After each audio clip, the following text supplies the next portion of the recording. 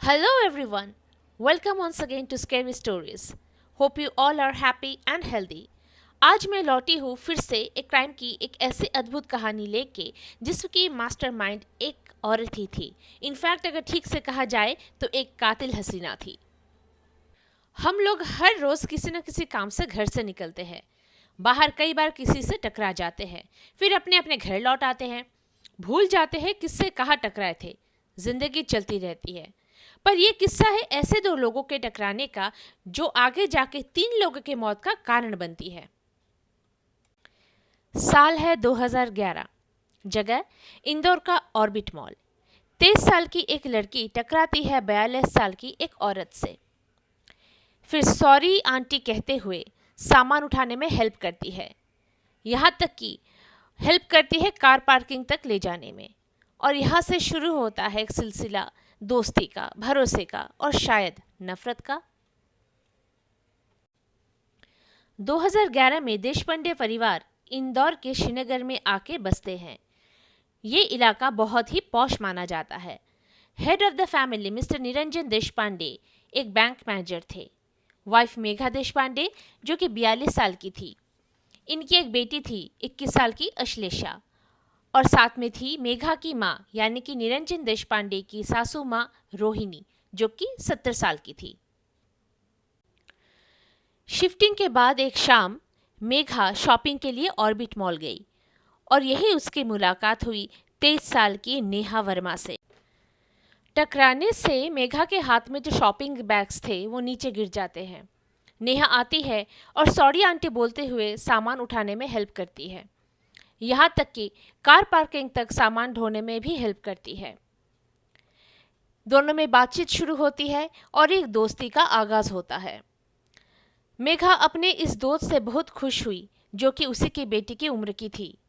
नेहा की मासूमियत से भरी सुंदर चेहरा, खूबसूरत मुस्कान और बोलने का सुंदर सलीका मेघा के मन को भा गया था। दोनों ने नंबर एक्सचेंज किया, बातें होती रही, यहाँ तक कि नेहा मेघा को मिलने उसके घर भी गई। अपने बारे में मेघा ने ये बताया कि वो MLM यानी कि मल्टी लेवलिंग मार्केटिंग का बिजनेस करती है और ब्यूटी प्रोडक्ट्स और कॉस्मेटिक्स में डील करती है। नेहा का ये कहना था कि वो एक ब्यूटिशियन है और एक ब्यूटी पार्लर में काम करती है। मेघा और नेहा में बीच बीच में बात होती रहती थी। एक बार ऐसे ही बात करते हुए नेहा ने मेघा को ये बताया कि वह मेघा के बिजनेस MLM ज्वाइन करना चाहती है। 19 जून 2011 के दिन नेहा मेघा से मिलने उसके घर जाती है, जहां उसे मेघा MLM के कुछ फॉर्म पकड़ाती है और फिलअप करने को कहती है। नेहा ये शो करती है कि वो ठीक से कर नहीं पा रही और अपने दोस्त राहुल को बुलाने की इच्छा जाहिर करती है, क्योंकि उसके अनुसार राहुल उसका बहुत अच्छा और पुराना दोस्त है और आज तक उसे सारे प्रॉब्लम्स में हेल्प करता आ रहा है। आने वाले खतरे के बारे में ना जानते हुए मेघा कहती है कि वह राहुल को हेल्प के लिए बुला सकती है। इस बात पर नेहा राहुल को कॉल करती है।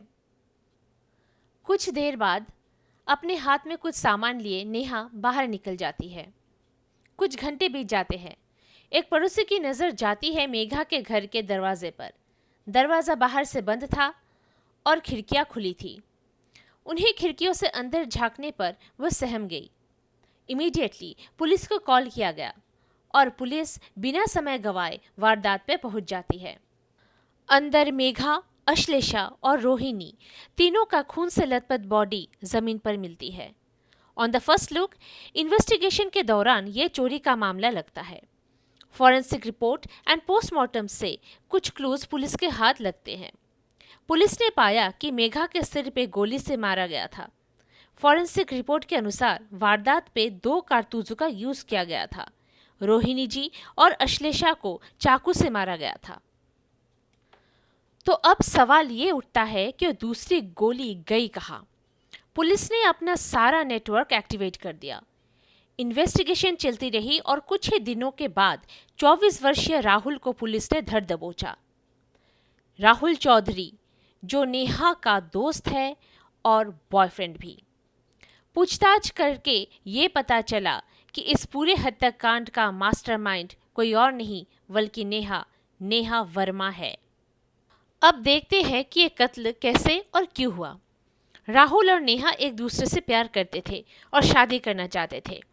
एक अच्छी जिंदगी का सपना दोनों देखते थे, पर इसके लिए पैसे चाहिए था। नेहा ब्यूटी पार्लर में काम करती थी, जबकि राहुल के पास कोई ठीक ठाक काम नहीं था। नेहा बहुत जल्दी अमीर बनना चाहती थी, एक लग्जोरियस मैरिड लाइफ का सपना देखती थी। रातों रात अमीर बनने का आसान तरीका उन्हें दिखा।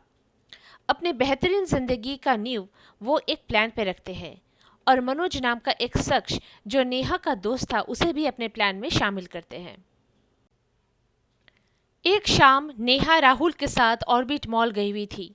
नेहा ने जब पहली बार मेघा को देखा तो वह सोने के गहनों से सजी थी। मेघा अपने पूरे शरीर पर सोना लांद कर रखी हुई थी, जिसे देखकर नेहा की आंखें चकाचौंध रह गई। नेहा ने एक प्लान बनाया, मेघा को फंसाकर लूटने का। मेघा उसकी टारगेट बन गई। मेघा से टकराना नेहा का एक प्लान था। वह जानबूझकर मेघा से टकराई और सॉरी आंटी बोलते हुए सामान उठाने में हेल्प करती है। बातों बातों में फ़ोन नंबर एक्सचेंज करती है और मेघा के बारे में कई सारी इन्फॉर्मेशन भी लेती है। ये सारी इन्फॉर्मेशन और प्लान वह राहुल से शेयर करती है। 19 जून नेहा मेघा के घर जाती है MLM के फॉर्म फिलअप करने, जहां वह राहुल को फ़ोन करके हेल्प के लिए बुलाती है। राहुल और मनोज हथियार लिए आसपास ही थे और फ़ोन आते ही तुरंत नेहा को हेल्प करने पहुंच जाते हैं। अंदर जाते ही राहुल मेघा के सर पे शूट करता है और मेघा वही ढेर हो जाती है। आवाज़ सुनकर मेघा की बेटी अश्लेषा और माँ रोहिणी भागकर कमरे में आते हैं। राहुल उन्हें भी शूट करता है, पर बंदूक में कुछ खराबी होने के कारण एक गोली उसके पैर में जा लगती है। फिर ये तीनों मिलकर चाकू से वार करते हैं, इतना कि कमरे के चारों ओर खून फैल जाता है। 2 ATM कार्ड्स, 5 लाख की ज्वेलरी और 1.5 लाख रुपए कैश लिए तीनों फरार होते हैं। जब बाद में हॉस्पिटल में राहुल अपने इलाज करने के लिए जाता है तो किसी तरह पुलिस को पता चल जाता है और तीनों गिरफ्तार हो जाते हैं। 31 दिसंबर 2013 सेशन कोर्ट में इन तीनों को फांसी की सज़ा सुनाई जाती है और अगले साल हाई कोर्ट ने भी इस सुनवाई को बरकरार रखा। एक लग्जरियस मैरिड लाइफ का सपना देखने वाले राहुल और नेहा आज इंदौर जेल में बंद है। अपने लालच के चलते 3 लोगों को मारकर 3 पुश्तों का सफाया कर दिया इन तीनों ने।